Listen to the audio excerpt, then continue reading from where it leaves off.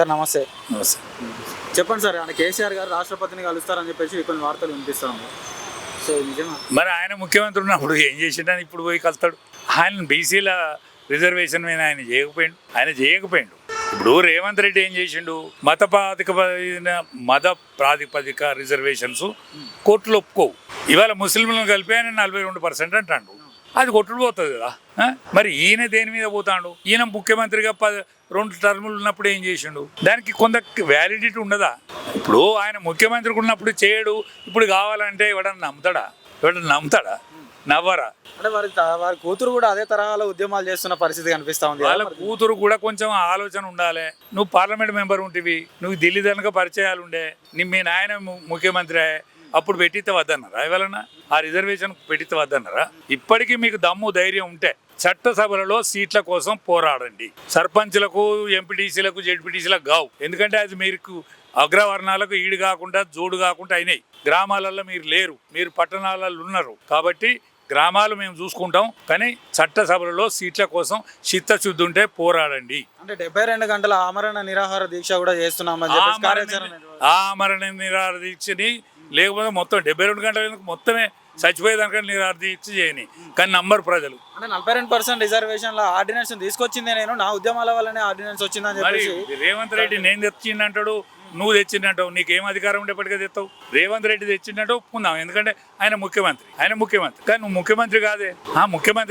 ముఖ్యమంత్రి మిమ్మల్ని ఆలోచన చేసిందా? మరి అట్లా చెప్పు. ముఖ్యమంత్రి నా ఆలోచన మేరకే చేసిండని చెప్పు. అట్లయినా కూడా నమ్మరు కదా. నీ పార్టీ వేరు కదా, నీ టీఆర్ఎస్ పార్టీ కదా.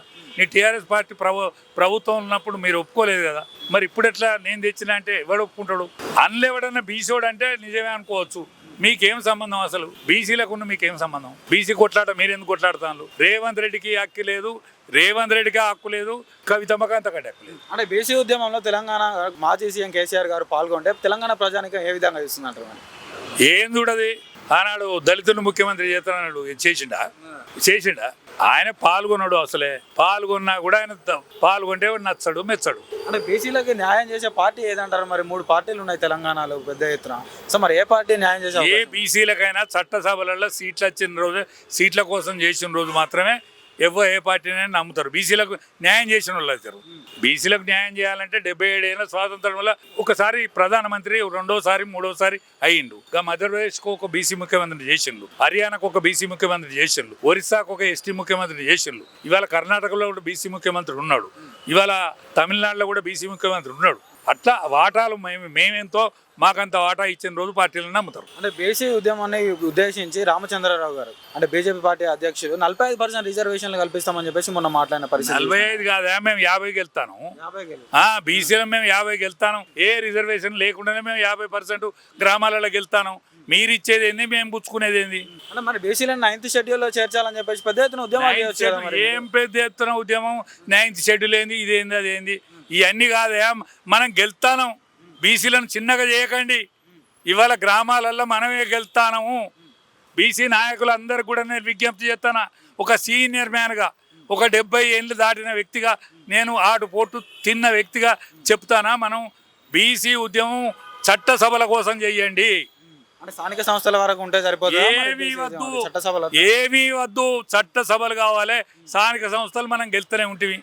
ఎవ్వడు లేడా ఆ ఊళ్ళే? ఓసీలు ఊళ్ళో లేరు. వాళ్ళు పట్టణాలకు వచ్చిండ్రు, వాళ్ళ పని వాళ్ళు చేసుకొని బతాన్లు, పెద్ద పెద్ద వ్యాపారాలు చేసుకుంటాను.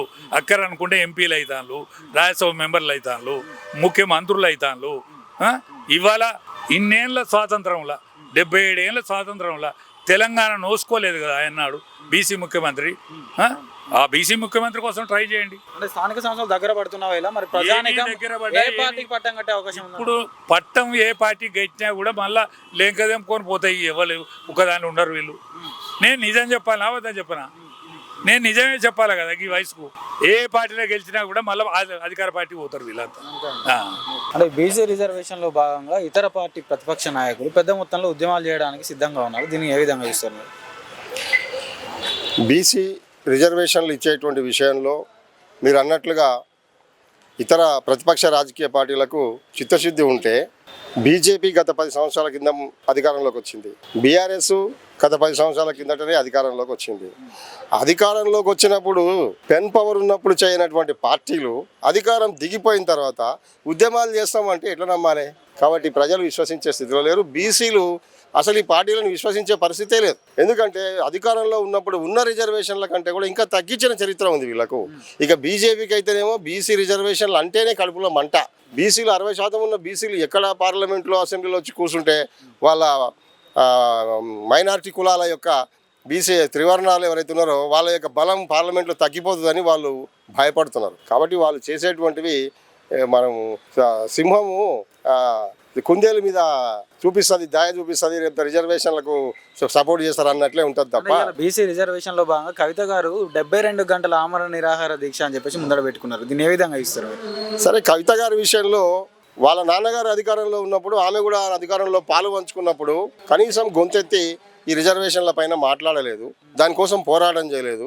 వాళ్ళ డాడీని ఒత్తిడి చేసి పెన్ పవర్తో సంతకం పెట్టించింటే బాగుండేది. ఇప్పుడు చేయని పని. సరే, ఇప్పుడు మానసికంగా మార్పు వచ్చిందో లేకపోతే తను ముఖ్యమంత్రి కావాలని భవిష్యత్తులో కలలు కంటుందో, ఈ బీసీల ఓట్లు గంపగుత్తగా మాకు పడేది ఉంటుంది కాబట్టి బీసీల పట్ల మరి మొసలి కన్నీరు గార్చాలనుకుంటుందో, లేకపోతే నిజంగా కూడా ప్రేమ ఉంటే మరి ఈరోజు కవిత గారు ఆ ఉద్యమాలలో కలిసి వచ్చి చివరి వరకు కూడా తన చిత్తశుద్ధిని నిరూపించుకోవాలి. ఎందుకంటే తెలంగాణ పేరు చెప్పి కేసీఆర్ గారు 10 ఏళ్లు పరిపాలించి అధికారాన్ని చెలాయించి తెలంగాణ రాష్ట్రం యొక్క ఉద్యమ ఆకాంక్షలు నెరవేర్చలేదు, తెలంగాణ ప్రజల యొక్క ఆశలు ఆశయాలు నెరవేర్చలేదు. ఆ తెలంగాణలో ఉన్నటువంటి మెజారిటీ బీసీ ఎస్సీ ఎస్టీలకు ఎలాంటి న్యాయం చేయలేదు. ఒక కుటుంబం, ఒక కులం, మొత్తం రాష్ట్ర బడ్జెట్ అంతా కూడా సంఖ్యలతో సహా చెప్పడానికి మేము సిద్ధంగా ఉన్నాం ఈ 10 సంవత్సరాలల్లో. కాబట్టి మనం నమ్మేటువంటి పరిస్థితి లేదు. అంటే ఈ బీసీ రిజర్వేషన్ లో భాగంగా కేసీఆర్ గారు కూడా బీసీ ఉద్యమంలో పాల్గొంటారని చెప్పేసి వార్తలు వినిపిస్తా ఉన్నాయి, రాష్ట్రపతిని కలుస్తారని చెప్పేసి. దీన్ని ఏ విధంగా ఇస్తారని? మేము నిజంగా కూడా కేసీఆర్ గారిలో మార్పు వచ్చి బీసీల పట్ల ప్రేమ వచ్చి తప్పనిసరిగా మేము రాష్ట్రపతిని కూడా కలిసి మద్దతు ఇస్తామంటే మేము స్వాగతిస్తాం. కేసీఆర్ గారికి ధన్యవాదాలు తెలియజేస్తాం. అదే సమయంలో ఈ రాష్ట్రపతి గారిని ఒప్పించి మెప్పించి 9వ షెడ్యూల్లో చట్టబద్ధమైనటువంటి రాజ్యాంగ సవరణ చేసి చట్టబద్ధమైనటువంటి రిజర్వేషన్లు ఇప్పించేదానికి కేసీఆర్ గారు ప్రయత్నం చేసి తమకున్నటువంటి సంబంధాలతో రాష్ట్రపతి గారితో ఒప్పించి, రాష్ట్రపతి గారిని ఒప్పించడం కాదు, అక్కడ పార్లమెంటును ఒప్పించాలి. పార్లమెంటును ఒప్పించి పార్లమెంటులో బిల్లును పాస్ చేసి రాజ్యాంగ సవరణ చేసి 9వ షెడ్యూల్లో తమిళనాడు తరహాలో చట్టబద్ధంగా చేస్తే అప్పుడు రాష్ట్రపతి గారు కూడా ఇది సరి అయినటువంటిది అని చెప్పి రాజ్యాంగాన్ని అనుసరించి రాష్ట్రపతి గారు కూడా ఆమోదిస్తారు. ఈ పని చేయకుండా రాష్ట్రపతి గారిని ఎంత అడుక్కుంటే ఉపయోగం లేదు. Parliament ultimate. కాబట్టి పార్లమెంట్లో జరగాల్సినటువంటి, పార్లమెంట్ పైన ఒత్తిడి చేయడానికి బీజేపీ పైన ఒత్తిడి చేయాలి కేసీఆర్ గారు. అది చేయాల్సినటువంటి పని. అంటే బీసీ రిజర్వేషన్లలో భాగంగా కాంగ్రెస్ పార్టీ తెచ్చినటువంటి ఆర్డినెన్స్ నేను చేసిన ఉద్యమాల వల్లనే తెచ్చింది అని చెప్పేసి తెలంగాణ జాగృతి అధ్యక్షురాలు కల్వకుంట్ల కవిత గారు చెప్పుకుంటారు. దీన్ని ఎట్లా చూస్తారన్న? కల్వకుంట్ల కవిత గారు ఆర్డినెన్స్ ఆమె ఉద్యమాల వల్ల తెచ్చింది అనేటువంటిది అసలు కల్వకుంట్ల కవిత గారు ఇప్పటికి కూడా బీఆర్ఎస్లోనే ఉన్నారు. ఆమె బీఆర్ఎస్ పార్టీ ప్రకారంగా మరి తను జాగృతి ఉద్యమం చేసిందని అంటున్నారు. జాగృతి ఉద్యమం ఎప్పుడు చేసిండ్రు? ఈ రిజర్వేషన్ల కోసం ఎప్పుడు చేసిండ్రు? కాంగ్రెస్ పార్టీ రిజర్వేషన్లు ప్రకటించి ఆర్డినెన్స్ కూడా ప్రకటించిన తర్వాత చప్పట్లు కొట్టిండ్రు తప్ప ఉద్యమాలు ఎప్పుడు చేసిండ్రు? కాబట్టి ఉద్యమాలు చేసినటువంటిది ఉట్టి తప్పు మాట. అది కేవలం కాంగ్రెస్ పార్టీ చేసిన తర్వాత చప్పట్లు కొట్టి మద్దతు తెలియజేసింది అంతే. కాబట్టి ఉద్యమాలు చేయలేదు. అంటే ఇప్పుడు మొన్న చూసుకున్నట్టయితే బీజేపీ అధ్యక్షులు రామచంద్రరావు గారు మాట్లాడుతూ బీసీలకు 45% రిజర్వేషన్లు కల్పిస్తామని చెప్పేసి మాట్లాడుతూ ఉన్నారు. అంత చిత్తశుద్ధి బీజేపీకి ఉంటే 9th షెడ్యూల్లో కలపొచ్చు కదా బీసీలను, మరి ఎందుకు కలపట్లేదు అంటారు? ఇప్పుడు రామచంద్రరావు గారు బీజేపీకి ఒక రాష్ట్రానికి అధ్యక్షుడు అంతే. కానీ మొత్తం ఓవరాల్గా దేశవ్యాప్తంగా ఉన్నటువంటి పార్లమెంటులో మీరు తెలంగాణ తరపున తెలంగాణ రాష్ట్ర ప్రభుత్వము కామారెడ్డి డిక్లరేషన్ ప్రకారం ఎన్నికల హామీ ప్రకారము కాంగ్రెస్ పార్టీ చిత్తశుద్ధి నిరూపించుకున్నది. అసెంబ్లీలో తీర్మానం చేసిండ్రు, తర్వాత గవర్నర్తో ఆమోదింపజేసిండ్రు, తీసుకుపోయి కేంద్ర ప్రభుత్వానికి ఇచ్చిండ్రు. వాళ్ళు పార్లమెంట్లో ప్రవేశపెట్టి చిత్తశుద్ధి నిరూపించుకోవాల్సింది కేంద్రంలో ఉన్నటువంటి బీజేపీ మోడీ ప్రభుత్వం నిరూపించుకోవాలి.